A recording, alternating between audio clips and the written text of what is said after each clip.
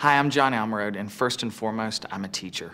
My first teaching job was teaching inclusion algebra to at-risk students, and that ultimately led to what is my passion in education. Like most first-year teachers, I walked into the job with high expectations and finished the year with lots more questions and frustrations than I had answers for. One of them was, why is it that students forget so much of what we thought they would remember from the day before? Why is it that some students engage in the content, and why is it that some students don't? Why do some students go along with what's happening in the classroom, and why do some students resist it? And so it was those questions that ultimately led me to not only seek my own answers, but then go discover my own answers. And so in addition to inclusion algebra or inclusion mathematics, I taught physics and chemistry at a traditional high school, and then had the fortunate opportunity to teach at a specialized science high school with talented and gifted students in science and math. And then from there, I moved to the university level, where I now teach teachers. And so all of my students every semester will ultimately apply for and get jobs and have their own classrooms.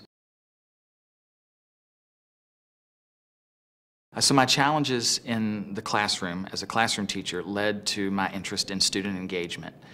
And how do we keep kids engaged from start to finish? How do we get them engaged in the content that we need them to be engaged in, so that they're not engaged in their smartphones or their iPads or their social lives that are outside the walls of the classroom? And I didn't think we could answer that question if we didn't understand how the student brain works and what are the conditions necessary to engage the brain so that it learns and remembers more of the information we need it to learn and remember.